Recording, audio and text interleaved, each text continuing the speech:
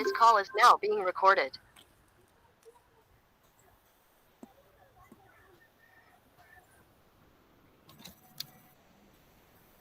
चलिए हम ये डिस्कस कर रहे थे concept and objectives of liberalization. Liberalization के बारे में लास्ट क्लास में कुछ डिस्कस किए हैं। आप क्या समझ लिया है लिबरलाइजेशन मतलब?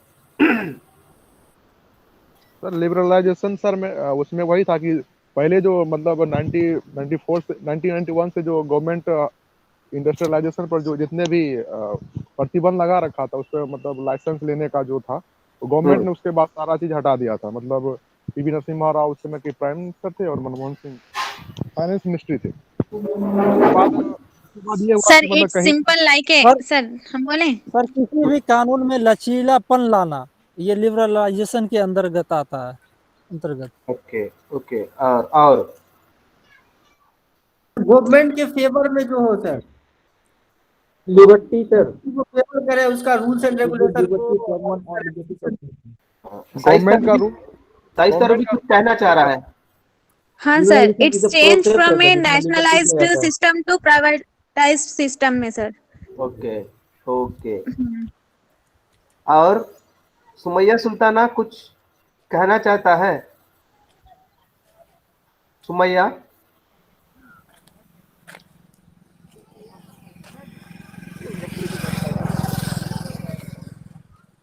सुमैया सुल्ताना जी सर। लिबरलाइजेशन के बारे में कुछ बोल दीजिए। जी किसके बारे में? लिबरलाइजेशन पिछले क्लास में थे ना आप?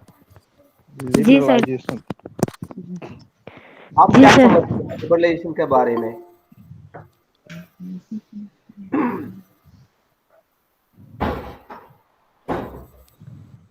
Progressively elimination of government control on economic activities to promote the business,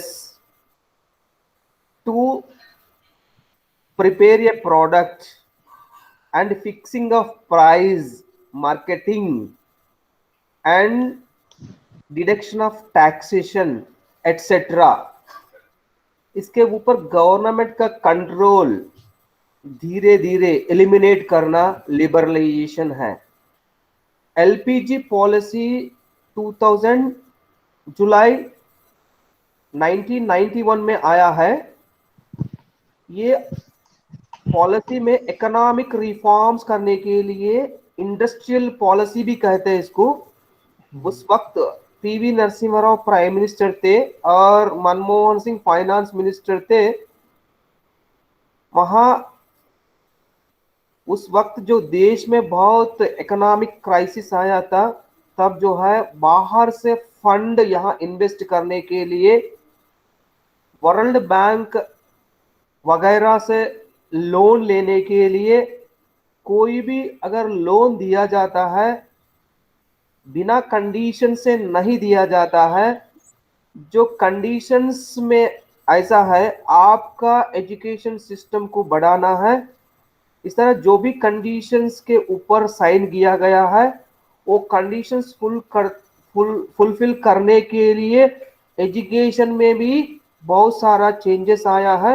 मगर इंडिया में इकोनॉमिक रिफॉर्म्स के लिए लिबरलाइजेशन किया गया है, एजुकेशन लिबरलाइज नहीं है। इसीलिए लिबरलाइज नहीं है, बहुत सारा रिस्ट्रिक्शंस है, ये वाइड रेंज रहता है, इसमें बहुत सारा अफिलिएशंस वगैरह रहता है। और जो है ना ये गवर्नमेंट पॉलिसी है, राइट है। कॉन्स्टिट्यूशन में लिखा गया है free and compulsory education up to 14 years of age. इसीलिए एजुकेशन जो है एजुकेशन लिबरलाइज नहीं हुआ। फिर भी इकोनॉमिक लिबरलाइजेशन होने के बाद एजुकेशन के ऊपर उसका इम्पैक्ट हो गया है। किस तरह liberalization, privatization and globalization, LPG policy जो है एजुकेशन में उसका इम्पैक्ट क्या है, इस पेपर में हम डिस्कस करने जा रहा है। राइट इसमें पहले हम एलपीजी में लिबरलाइजेशन से शुरू करेंगे। पहले हम समझेंगे लिबरलाइजेशन क्या है, कॉन्सेप्ट ऑफ लिबरलाइजेशन, उसके बाद objectives of liberalization, in general discuss करेंगे। इन जनरल मतलब इकोनॉमिक्स में क्या लिबरलाइजेशन आया है, उसके बाद इसका इम्पैक्ट एजुकेशन में क्या है, what is the need for liberalisation of education,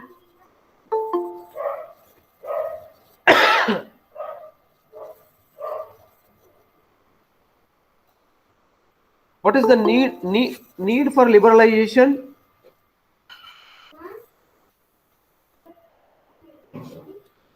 advantage। Okay okay okay, कोई मतलब धीरे धीरे ज्वाइन हो रहा है, इसलिए मैं बाहर आके फिर इनको एडमिट करके आ रहा हूँ। सर बोलिए। लिबरलाइजेशन में it's like a centrally planned रहता है सर, यानी कि सेंटर में प्लान करके इकोनॉमी की to a market lead economy. हाँ सही है, सही है। हाँ फिर इसके बाद तो इसका टाइप्स होता ना, तो सोशल लिबरलाइजेशन हुआ, इकोनॉमिक हुआ, इंडस्ट्रियल लिबरलाइजेशन हुआ, एक टाइप में आएगा ना। रब्बानी रही आप अच्छा बताते हैं, मगर थोड़ा सबको आवाज जो है ना थोड़ा बुलंदी आवाज से बता दीजिए। मैं ये बोल रहा हूँ सर, जैसे मतलब सोशल लिबरलाइजेशन हुआ, इकोनॉमिक हुआ लिबरलाइजेशन, इंडस्ट्रियल हुआ, ये सब टाइप में आएगा ना सर। हाँ लिबरलाइजेशन इकोनॉमिक में होने के बाद सारे चीज में होता है। देखिए इकोनॉमिक इन्वेस्ट करने के लिए लोग क्या हो गया है, एजुकेशन के ऊपर भी इन्वेस्टमेंट शुरू किया गया है। एजुकेशन के ऊपर धीरे धीरे क्या हो गया, एजुकेशन भी प्राइवेटाइजेशन हो गया है। ओके, एजुकेशन में लिबरलाइजेशन नहीं हुआ, इकोनॉमिक्स में हुआ। इंडिया में इकोनॉमिक्स में लिबरलाइजेशन हुआ, मगर उसका इंपैक्ट एजुकेशन में हुआ। किस तरह हुआ वो हम डिस्कस करें, एक एक लेकर डिस्कस करेंगे। राइट, पहले हम समझेंगे liberalization, concept of liberalization. Liberalization कुछ नहीं है, progressive elimination of government control over economic activities. Economic activities देखिए, इंडस्ट्री खोलने के लिए लाइसेंस का जरूरत रहता है, और इंडस्ट्री में जो भी प्रोडक्ट तैयारी होता है उसके ऊपर टैक्सेस भी रहता है। मतलब इस तरह इंडस्ट्रियल एस्टैब्लिश करने के लिए डी लाइसेंसिंग किया गया है, डी लाइसेंसिंग किया गया है। लाइसेंस लेने की जरूरत नहीं है, मगर हर इंडस्ट्री के लिए नहीं है। उसमें 6 इंडस्ट्रीज को जो एक्सक्लूड किया गया है, जो है defence products, drug and pharmaceuticals, 6 industries. उसमें hazardous, alcohol, cigarettes and explosives, bombs etcetera. Alcohol industry तैयारी के लिए परमिशन लेना अभी भी है, सिगरेट्स के लिए, एक्सप्लोजिव के लिए, डिफेंस प्रोडक्ट्स, गन्स वगैरह, drugs and pharmaceuticals, hazardous chemicals. ये इस तरह इंडस्ट्रीज को एस्टैब्लिश करने के लिए परमिशन का जरूरत नहीं। बाकी इंडस्ट्रीज को खोलने के लिए गवर्नमेंट से परमिशन लेने का जरूरत नहीं है। ये मेजर चेंजेस आया है इंडस्ट्रियल पॉलिसी 1991। सर अल्कोहल और सिगरेट्स के लिए जरूरत नहीं है क्या? नहीं नहीं नहीं, जरूरत है, जरूरत उसको है। रहती जरूरत। 6 इंडस्ट्रीज, सर ड्रग्स भी जहाँ पे सेल करते हैं वहां पे भी रहता है ना सर। हाँ, ये सब जो है ना, इसका इंडस्ट्री खोलने के लिए परमिशन चाहिए, बाकी के लिए परमिशन नहीं चाहिए। नंबर 1 डी लाइसेंसिंग हो गया। Next, import of foreign technology. आपका इंडस्ट्री में फॉरेन टेक्नोलॉजी यूज करके फिर आपका प्रोडक्ट बड़ा करने के लिए पहले क्या होता था, देश का टेक्नोलॉजी यूज करता था। इंडस्ट्रियल पॉलिसी आने के बाद, लिबरलाइजेशन होने के बाद फॉरेन टेक्नोलॉजी को हम इंपोर्ट कर सकते हैं। इंपोर्ट करके आपका प्रोडक्ट जो है, आप प्रोडक्शन आप एनहांस कर सकते हैं, बढ़ा सकते हैं। फिर इसके बाद इंडस्ट्रियल लोकेशन। आप पहले क्या होता है, एग्रीकल्चर, पूरा देश जो है ये एग्रीकल्चर डिपेंड होता है। एग्रीकल्चर लैंड को नॉन एग्रीकल्चर लैंड कन्वर्ट के लिए गवर्नमेंट का परमिशन जरूरत रहता है। अर्बन इंडस्ट्रियल लोकेशन जो है अर्बन एरिया में खोलने की भी परमिशन ले लेता है। इस तरह पहले क्या होता था, 91 के पहले इंडस्ट्रियल एस्टैब्लिश करने के लिए, इंडस्ट्री एस्टैब्लिश करने के लिए सेंट्रल गवर्नमेंट से परमिशन लेना पड़ता था। 91 के बाद सेंट्रल गवर्नमेंट का परमिशन जरूरत नहीं है, स्टेट गवर्नमेंट परमिशन दे देंगे। इंडस्ट्रियल लोकेशन आप जहां चाहता है वहां सिर्फ क्या करना है, कन्वर्ट करना है लैंड को एग्रीकल्चर टू नॉन एग्रीकल्चर, इतना करना है। सेंट्रल गवर्नमेंट से परमिशन लेने की जरूरत नहीं है। 6 इंडस्ट्रीज छोड़ के बाकी इंडस्ट्रीज। फिर इसके बाद 4th मेजर एलिमेंट है फॉरेन डायरेक्ट इन्वेस्टमेंट।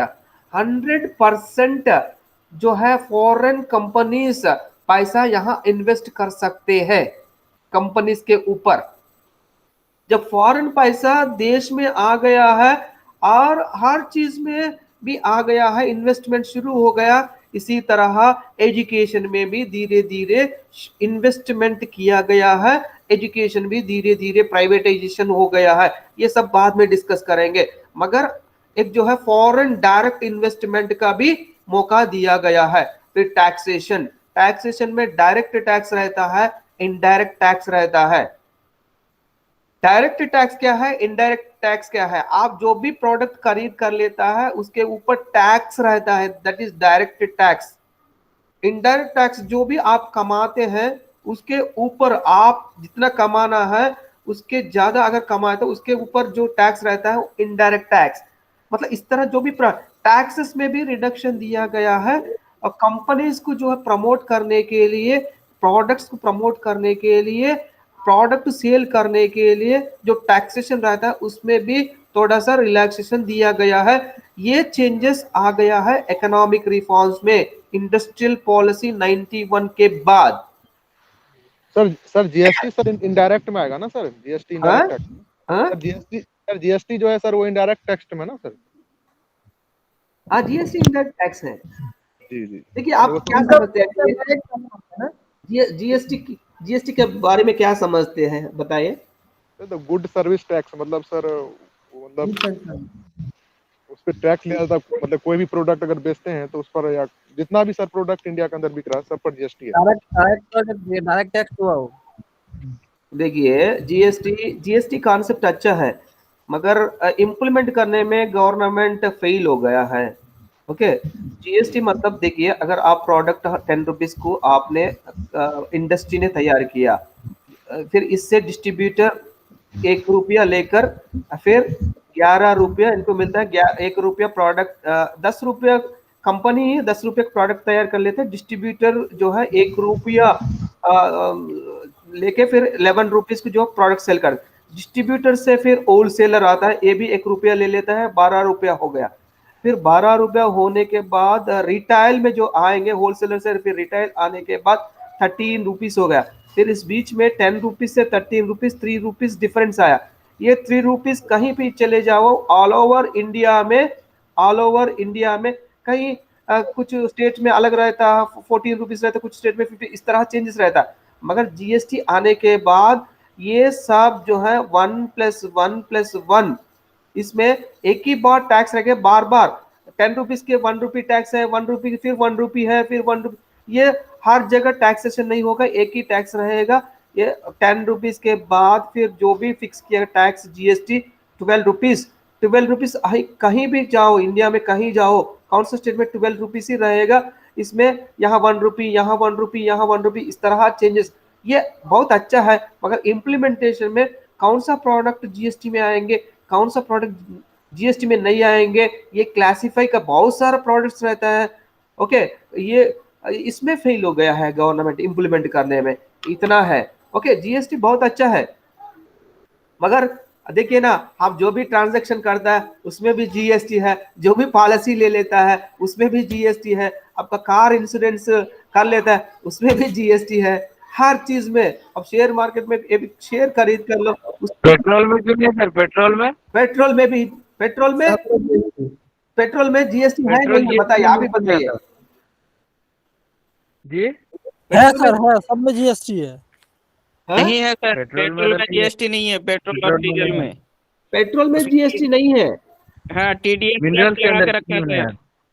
हाँ, देखिए बाकी बाकी आप जो भी एक्टिविटी करते हैं ना उसमें जीएसटी है। होटल पे चले जीएसटी जाए जीएसटी है, सर, आप सब जीएसटी लगा दे तो 35 रुपये मिलेगा पेट्रोल पर लीटर। ओके। मतलब इस तरह अब पहले हम मतलब लिबरलेशन का कॉन्सेप्ट समझ रहा है। लिबरलेशन में गवर्नमेंट का कंट्रोल, इकोनॉमिक्स एक्टिविटीज में गवर्नमेंट कंट्रोल जो है एलिमिनेट करना लिबरलेशन। लिबरलेशन होने के लिए इस तरह चेंजेस आया है। D licensing, import of foreign technology, industrial location, foreign direct investment, taxation. Okay, ये होने के बाद फिर देखिए हम फिर इसका ऑब्जेक्टिव्स क्या है वो भी समझने के लिए हम कोशिश करेंगे। ये अब डिस्प्ले हो रहा है ना? जी नहीं नहीं सर, अभी नहीं। नहीं हो रहा सर। नहीं हो रहा सर। अभी मैंने शेयर नहीं किया। नहीं नहीं, अभी सर आपने स्क्रीन शेयरिंग नहीं स्टार्ट किया। ओके ओके ओके, अभी कर रहा हूँ। सर वैट क्या होता है सर? Value added tax. इसके पहले है ना, जीएसटी के पहले। वही था। हाँ, वो अच्छा था। ये भी अच्छा है मगर इम्प्लीमेंटेशन में चेंजेस। आइडिया अच्छा रहता है, इम्प्लीमेंटेशन में जो सही तरीके से इम्प्लीमेंट नहीं होता ना। कॉन्स्टिट्यूशन अच्छा है, कॉन्स्टिट्यूशन सही तरीके से फॉलो करना, इम्प्लीमेंटेशन में सेंट्रल गवर्नमेंट को चला जाता है क्या? हाँ हाँ का भी तो अपना जीएसटी होता है ना, आधा आधा। हाँ हाँ, हाफ जीएसटी सेंट्रल सीजीएसटी। और स्टेट दोनों का अपना अपना है। हाँ, एसजीएसटी सीजीएसटी। ओके, चलिए ये अभी दिख रहा है ना? जी सर। हाँ, जी सर। डी लाइसेंसिंग एक है। डेफिनेशन ऑफ लिबरलेशन ये है आपका, progressive elimination of government control over economic activities. Okay, फिर इसके बाद major elements of liberalization, delicensing, import of foreign technology. अब दिख रहा है ना? Industrial location, FDI, foreign direct investment and taxation. Okay, इसमें कंपनीज जो है मैंने बताया 6 companies: alcohol, cigarette, explosive, defence products and drugs and pharmaceuticals, hazardous chemicals. Okay, फिर इसके बाद ये दिख रहा है ना? जी जी यस सर, दिख रहा है। हम ऑब्जेक्टिव्स, अभी जो कॉन्सेप्ट ऑफ लिबरलेशन हम डिस्कस कर चुके हैं, अब डिस्कस करने जा रहा है ऑब्जेक्टिव्स ऑफ लिबरलेशन। अभी देखिए मासूद आलम अभी आ रहा, चलिए okay. Liberalization is the process or means of elimination of control of state over economic activities. It provides greater autonomy to business enterprises in decision making and eliminate government interference. Liberalization was began to put an end to these limitations and open multiple areas of the economy. Though some liberalization proposals were prefaced, 80 से शुरू किया मगर implementation 91 में आया। Okay, though some liberalization proposals were prefaced in 1980s in area of export policy, export import policy, technology upgradation, fiscal policy and foreign investment, industrial licensing, ये सब 1980 से ही शुरू हुआ मगर 91 के बाद लॉन्च हुआ है। Licensing economic reform policies launched in 1991 were more general. There are few significant areas, namely financial sector, industrial sector, foreign exchange markets, tax reforms and investment and trade sectors which gained recognition in and after 91. इसीलिए 91 में देश में बहुत सारा reforms आया है, that is industrial policy, business को promote करने के लिए, फॉरेन कंपनीज डायरेक्ट इन्वेस्टमेंट करने के लिए, डी लाइसेंसिंग के लिए, टेक्नोलॉजी की इंपोर्ट करने के लिए। ये 91 एक लैंडमार्क है। ओके, ये सब डिस्कस के देखिए। Next, objectives of liberalization. क्या मकसद है लिबरलाइजेशन का? मकसद क्या है? To boost competition between domestic business. देखिए डोमेस्टिक बिजनेस रहता है, डोमेस्टिक बिजनेस में कंपटीशन को बढ़ाने के लिए। कैसा कंपटीशन बड़ा होगा? कंपटीशन बड़ा होने से फायदा क्या है? फायदा क्या है बता सकते हैं? Domestic company sir sir customer का, सर कंज्यूमर जो भी होगा उसका फायदा होगा सर। कंज्यूमर को फायदा होगा। कैसा फायदा होगा? सर अफोर्डेबल रेट पे सामान मिल पाएगा सर सर रेट मार्केट। में गिरावट आएगा, वेरी जो good, very fix good. Rate है उसमें गिरावट आएगा। मैं एक एग्जांपल बताता हूं आप लोगों को। देखिए पहले सोनी कंपनी सीडी आता था, आजकल तो पेन ड्राइव आ गया है। पहले क्या आता था? सोनी सीडी आता था। सोनी सीडी कास्ट जो है 45 रुपीज रहता मिनिमम, मिनिमम। आप देख सकते हैं मोजरबेर कंपनी आने के बाद मोजरबेर सीडी आपको 10 रुपया 8 रुपये में मिलता है। That is the competition of domestic business. आप देख लीजिए मोजरबेर सीडी जो है 8 रुपये में मार्केट में मिल रहा है, तब सोनी कंपनी का क्या होगा? वो क्वालिटी, सोनी कंपनी भी सेकंड क्वालिटी तैयार किया जाएगा मार्केट में कंज्यूमर को अट्रैक्ट करने के लिए। वो भी क्वालिटी घटा के फिर 8 रुपया वो दे रहा है ना, ये 7 रुपये में देने के लिए कोशिश करेंगे। समझ रहे हैं ना? आजकल देखिए 100 रुपीज के लिए मीटर भी मिलेगा क्लॉथ, और 50 रुपये में भी क्लॉथ मिलेंगे। ये कंपटीशन है। कैसा तैयार हो गया है? ये टेक्नोलॉजी यूज करते हुए। देखिए आजकल देश में ये कोरोना सीजन में आप देख लीजिए, इतना लॉकडाउन होने के बाद किसी के पास खाने का जो है प्रॉब्लम नहीं आया। खाने का मतलब सीड्स जो है वो आप टेक्नोलॉजी होने के बाद आपको कितना प्रोडक्ट चाहिए, उतना प्रोडक्ट तैयार करने के लिए उस तरह टेक्नोलॉजी है। अब देखिए अपने पास, देश के पास 3 टाइम्स, अगर लगातार 3 साल ड्राट अगर आ जाता है, तभी आपको जो है खाने के लिए परेशान नहीं, उतना फूड जो है डिपॉजिट किया गया है। समझ रहे हैं ना? मतलब इस तरह टेक्नोलॉजी यूज करते हुए प्रोडक्शन को जो है बढ़ा दिया गया है। टेक्नोलॉजी की इंपोर्ट करने के लिए लिबरलाइज किया गया है, तब कंपनीज के अंदर क्या हो गया? कंपटीशन बढ़ गया है। That is the main objective. Next, to promote foreign trade and regulate imports and exports. Foreign trade, आपका पैसा कहीं भी इन्वेस्ट कर सकते हैं आपका कंपनी में, और आप फॉरेन से यहाँ इन्वेस्ट कर सकते हैं। उसके लिए जो भी रेगुलेशंस है, और आपका प्रोडक्ट, आपको जो है टेक्नोलॉजी की इंपोर्ट करने के लिए, फिर आपका प्रोडक्ट एक्सपोर्ट करने के लिए रेगुलेशन जो है इसको एलिमिनेट किया गया। एलिमिनेट करने के लिए लिबरलाइजेशन कॉन्सेप्ट आया है। Next, improvement of technology and foreign capital. Technology की इंप्रूव करने के लिए हमेशा फॉरेन टेक्नोलॉजी हम इंपोर्ट नहीं करते हैं, क्योंकि पैसा ज्यादा पे करना होता है। आप यहाँ टेक्नोलॉजी, देश का टेक्नोलॉजी भी बढ़ेगा लिबरलाइजेशन करने के बाद। कुछ जो है आइडिया आप इंपोर्ट कर सकते हैं। यहाँ जो भी टेक्नोलॉजी आप यहाँ मटेरियल यूज करते हुए यहाँ तैयार कर सकते हैं। Improvement of technology and foreign capital. देखिए आप बहुत सारा मोटर फील्ड में देख लीजिए, हीरो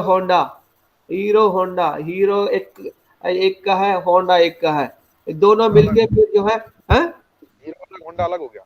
हाँ अभी अलग हो गया है। इस तरह देखिए ना, अब किसी और देश का जो है उनका इन्वेस्टमेंट लेते हुए, उनका पार्टनरशिप देते हुए आप मार्केटिंग कर सकते हैं, प्रोडक्ट तैयार कर सकते हैं, इंडस्ट्री खोल सकते हैं। उसमें जो भी गवर्नमेंट का कंट्रोल रहता है उसको एलिमिनेट करना एक ऑब्जेक्टिव है।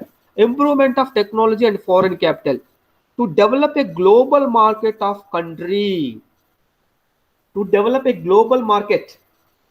ग्लोबल, आपको आपका प्रोडक्ट कहीं भी बेच सकते हैं। आजकल जो एग्रीकल्चर एक्ट जो कल हुआ ना, rally, tractor rally, yes hello, sir, अरे जो यस सर, पॉलिसी आया है क्या है, बता सकते हैं इससे? Yes sir.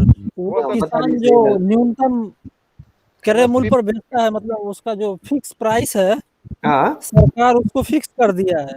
ओके। एमएसपी। उससे उससे किसान को नुकसान है सर। सर सर एमएसपी नहीं दे रहा है, इसी वजह से सर मार्केट ये बात फिक्स बोल प्राइस। रहा है तैयब भाई। सर अरे सीधी तैयब बात नहीं, भाई, यहाँ एमएसपी फिक्स नहीं कर रहा है सर, उससे किसान को नुकसान है, उससे कम पैसा में उसको बेचना पड़ रहा है। जी हाँ, जी सर, देखिए वही है सर, प्राइवेटाइजेशन हो गया सर, कॉन्ट्रैक्ट मिल गया एक तरह से, मतलब प्राइवेट कंपनियों को कॉन्ट्रैक्ट गवर्नमेंट दे रखा है, तो वही है थिक फॉर्म। देखिए जो भी पॉलिसी आता है, जो भी लिबरलाइज करता है, तब जो है प्रॉब्लम, इस तरह प्रॉब्लम्स आता है। प्राइवेटाइजेशन की जो है, प्राइवेटाइजेशन को प्राइवेटाइजेशन करने के लिए इस तरह पॉलिसीज आता है, राइट। इस तरह जो लिबरलाइजेशन आने के बाद क्या हो गया है, आपका प्रोडक्ट ग्लोबल में कहीं भी आप जो है ना एक्सपोर्ट कर सकते हैं, कहीं भी आप जो है ना मार्केटिंग कर सकते हैं, कहीं भी आप बेच सकते हैं। ये तो सर पहले से ही आप कहीं भी बेच सकते थे, ये कर सकते थे। अभी पहले जो है से एमएसपी नहीं दे रहा, प्लस जो वो है उसी घिसपीटी बात को, प्लस जो है मार्केट में और प्राइवेट कंपनी को ही सारा चीज वो मान्यता दे रहा है। यानी हाँ, कोई भी धोखाधड़ी कर सकता है प्राइवेट कंपनी। आप हाँ, कोई भी क्लेम लेके जा सकते हैं, तो आप जज कोर्ट में नहीं जा सकते, बल्कि आप एक के उसके ही अधिकारी के पास जा सकते हैं। हाँ। देखिए ना, देखिए आपका मार्केट में हर चीज मिलता है, मगर आपको जो है ना उसको अफोर्ड करने के लिए पैसा चाहिए ना। आपका बेटा को अच्छा स्कूल में पढ़ाई करने के लिए क्या करना चाहिए, आपके पास पैसा होना चाहिए ना। मार्केट में सब अवेलेबल है, मगर हम उसको खरीद कर सकते हैं नहीं कर सकते, ये देखना। कौन खरीद कर सकेंगे? जो जिनके पास पैसा है वो खरीद कर सकेंगे, सही है ना। जो आप ग्लोबल मार्केट में फायदा क्या होगा, फिर इंडस्ट्रियल को, जिनके पास पैसा है वो आप आगे बढ़, आप आपसे 10 रुपया ले लेंगे, आपके आपका पूरा सामान खरीद कर लेंगे, फिर आपके पास खत्म होने के बाद और आपसे 10 रुपया खरीद करके फिर ये 15 रुपये में बेचेंगे, ये है। इससे सर कंज्यूमर का भी नुकसान है सर, हाँ, है सर, बोलिए। ये कंज्यूमर का नुकसान है और किसान के लिए भी प्राइवेटाइजेशन नुकसान है।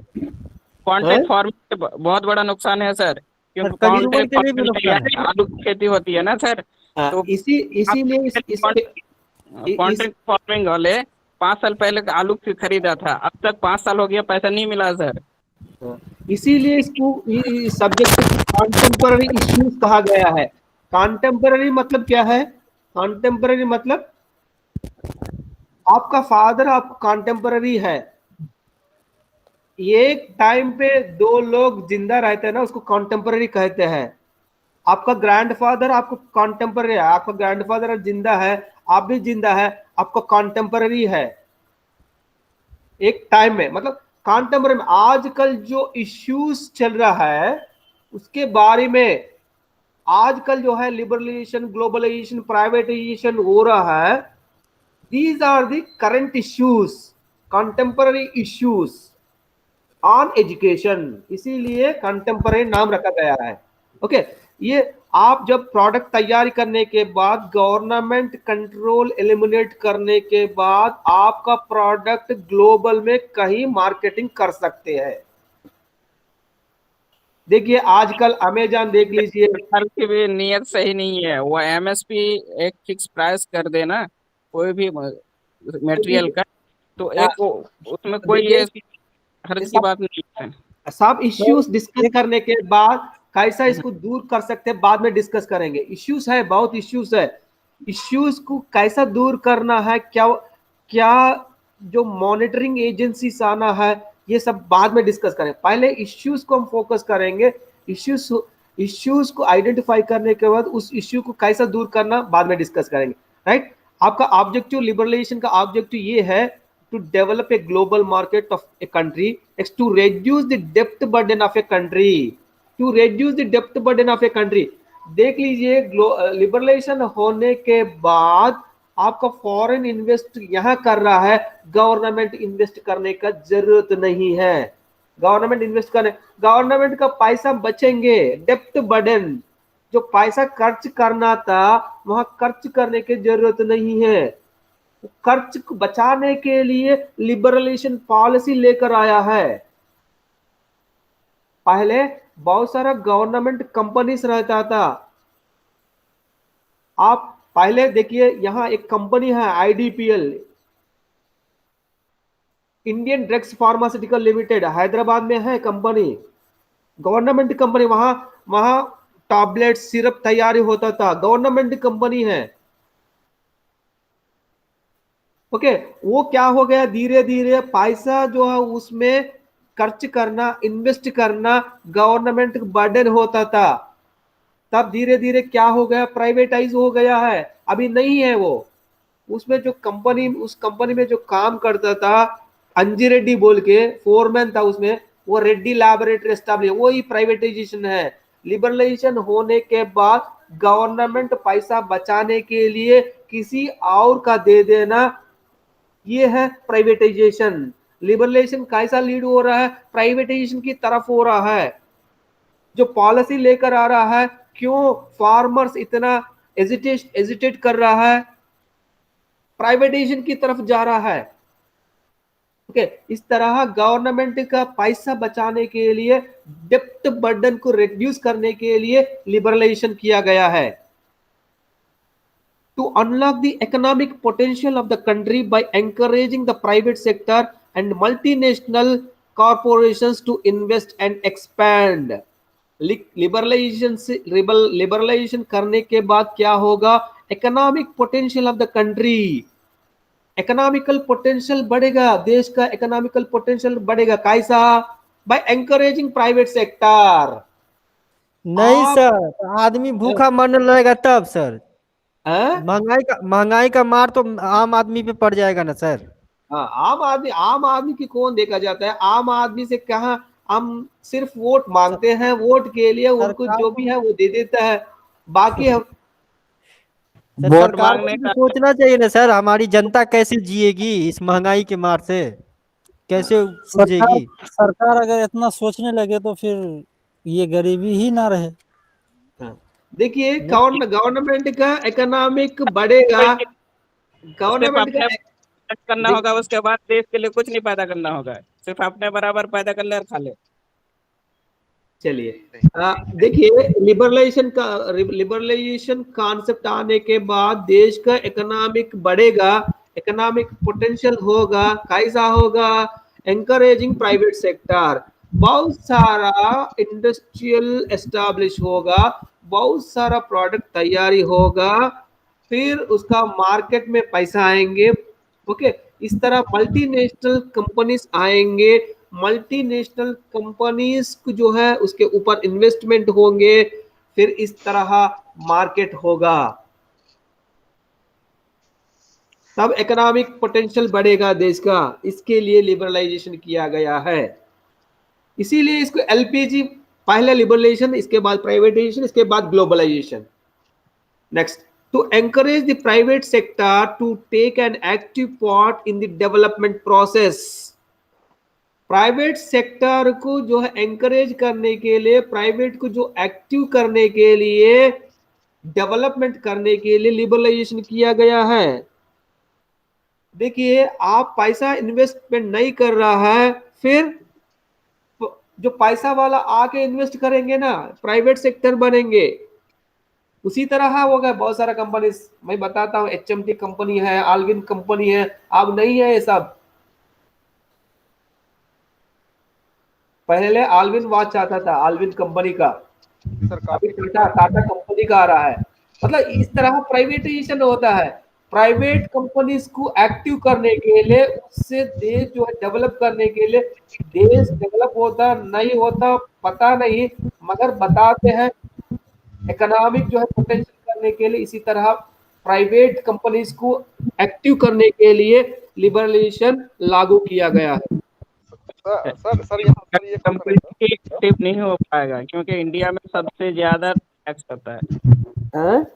सर अगर प्राइवेट इंडिया में जो है ना 3 तरफ से टैक्स दिया जाता है। क्या क्या क्या है? सर अगर प्राइवेट कंपनी को इंकरेज मतलब उसको इंकरेजिंग कर रहे हैं तो सर जो पुरानी कंपनियां हैं वो तो सर धीरे धीरे बंद हो जाती है सर। हाँ, ये सब नोट कर लीजिए।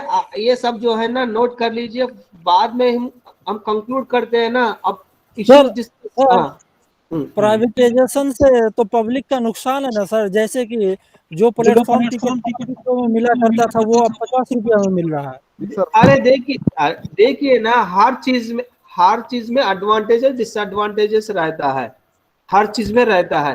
लेकिन सर प्राइवेटाइजेशन इस प्राइवेटाइजेशन में तो एडवांटेज से ज्यादा डिसएडवांटेज है। ओके, हम प्राइवेटाइजेशन तक नहीं गए, अभी लिबरेशन के ऊपर है।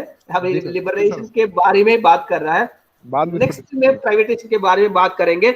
मगर क्या हो रहा है, लिबरलाइजेशन पॉलिसी आने के बाद इनडायरेक्टली प्राइवेटाइजेशन को जो है एक्टिव कर रहा है, एनकरेज कर रहा है। लिबरलाइजेशन किस तरफ जा रहा है? प्राइवेटाइजेशन की तरफ जा रहा है। समझ रहे हैं ना? क्यों प्राइवेटाइजेशन की तरफ जा रहा है? गवर्नमेंट डेप्ट बर्डन रिड्यूस करने के लिए गवर्नमेंट पैसा इन्वेस्ट से बचने के लिए प्राइवेटाइजेशन को एनकरेज कर रहा है। प्राइवेट को एनकरेज करने के लिए लिबरलाइजेशन पॉलिसी आया है। जब इकोनॉमिक में रिफॉर्म्स आता है, सारा चीज में, हर चीज इकोनॉमिक्स के रिलेटेड है। समझ रहे हैं ना? हर चीज इकोनॉमिक्स से रिलेटेड है। ऐसा है कंडीशन। देखिए, गवर्नमेंट हॉस्पिटल है, प्राइवेट हॉस्पिटल है। अब परेशान में है, हम गवर्नमेंट हॉस्पिटल की भी नहीं जा सकते, प्राइवेट हॉस्पिटल की भी नहीं जा सकते हैं। इसलिए नहीं जा सकते, गवर्नमेंट हॉस्पिटल में ट्रीटमेंट सही नहीं रहेगा, इसलिए हम वहां नहीं जा सकते हैं। और प्राइवेट हॉस्पिटल को नहीं जा सकते, इसलिए अपने पास पैसा नहीं है। हर रोज 50,000 to 1 लाख खर्च होगा। मतलब इस तरह आप डिसाइड नहीं कर सकते। आपका बेटा को प्राइवेट स्कूल में भी नहीं भेज सकते, गवर्नमेंट स्कूल में भी नहीं भेज सकते हैं। ये है contemporary issues. Okay, to reduce the role of public sector in future industries development, to reduce the role of public sector in future industrial development. देखिए, मैंने बताया ना, बहुत सारा गवर्नमेंट कंपनीज प्राइवेट हो गया है। अभी एयरपोर्ट भी प्राइवेट का है। जी सर, अबानी अडानी। सब एयरपोर्ट किसका है? मेट्रो लाइन्स किसका है? मेट्रो तो चाहिए, जापान वाले का। हाँ, वो तो खत्म हो गया। अब देखिए 30 साल तक इनको जो है पैसा कमाने के लिए दे देंगे, वो लोग कंस्ट्रक्ट करेंगे, 30 साल इनको दे देंगे, 30 साल के बाद होगा नेशनलाइज्ड। जी सर, जैसे ताजमहल को सर। हाँ, 30 साल के बाद क्या होगा? पूरा पिलर साहब खराब होगा, फिर री इन्वेस्ट करना, फिर और दूसरा कंपनी की दे देंगे। यही है। Okay, to reduce the role of public sector in future industrial development. यहां देख लीजिए, तेलंगाना में भी sugar factories, government sugar factories, Nizam sugar factory, अभी वो भी प्राइवेट हो गया है। समझ रहे ना? एम्प्लॉय, अगर एम्प्लॉय रहता है, एम्प्लॉयमेंट, देखिए ये लिबरलाइजेशन होने के बाद एजुकेशन में भी प्राइवेटाइजेशन आ गया है। प्राइवेट यूनिवर्सिटीज भी आने हो गया है, फॉरेन यूनिवर्सिटी भी आने का है। समझ रहे हैं ना? मतलब लिबरलाइजेशन किस तरफ जा रहा है। Okay, next, to introduce more competition in the economic with aim of increasing efficiency। Company के अंदर जो है एफिशिएंसी बढ़ाने के लिए, प्रोडक्ट, जो एफिशिएंट प्रोडक्ट तैयार करने के लिए, कंपनीज के अंदर कंपटीशन बढ़ाने के लिए, उससे इकोनॉमी जो बढ़ाने के लिए लिबरलाइजेशन किया गया है। These are the objectives of liberalisation. 1 point complete हुआ है। फिर एक बार रीड करता हूं, objectives of liberalisation: to boost competition between domestic business, to promote foreign trade and regulate imports and exports, improvement of technology and foreign capital, to develop a global market of a country, to reduce the debt burden of a country, to unlock the economic potential of country by encouraging the private sector and multinational corporations to invest and expand, to encourage the private sector to take an active part in the development process, to reduce the role of public sector in future industrial development, to introduce more competition into the economic with aim of increasing efficiency. इसके लिए liberalisation policy लेकर आया है। Country का economy बढ़ाने के लिए, economical potential के लिए, गवर्नमेंट डेप्ट बर्डन रिड्यूस करने के लिए। ओके, नेक्स्ट ये भी हम डिस्कस किए हैं लिबरलाइजेशन के बारे में, क्या रिफॉर्म्स हुआ है। डीरेगुलेशन ऑफ इंडस्ट्रियल सेक्टर हम डिस्कस कर चुके हैं। Financial sector reforms, tax reforms, foreign exchange reforms, import and export, trade and investment policy reforms, आप कहीं भी ट्रेड कर सकते हैं, फॉरेन में ट्रेड कर सकते हैं। External sector reforms, foreign exchange reforms, foreign trade policy reforms, इसमें भी चेंजेस आया है। इसीलिए 1991 को जो है इकोनॉमिक रिफॉर्म्स कहते हैं, इंडस्ट्रियल रेवोल्यूशन कहते हैं, इंडस्ट्रियल रिफॉर्म्स कहते हैं। ओके, इससे लिबरलाइजेशन से नेक्स्ट हम 1.2 डिस्कस करेंगे, need for liberalisation of education. क्या नीड है एजुकेशन के ऊपर, लिबरलाइजेशन क्या नीड है वो डिस्कस करेंगे। नेक्स्ट 1.2 आपका 1.1 कंप्लीट हुआ, concept of liberalisation and objectives of liberalisation. Yes sir, okay sir. चलिए और डिस्कस करना कुछ? नहीं सर, हो गया। नेक्स्ट क्लास फ्राइडे रहेगा 2 to 3 ना, 2 to 3 रहेगा फ्राइडे। यही लिंक है पूरा इस सेमेस्टर के लिए, लिंक चेंज नहीं होगा, सेम लिंक है, राइट? उसको कैलेंडर में ऐड कर लेते हैं। Okay sir, thank you.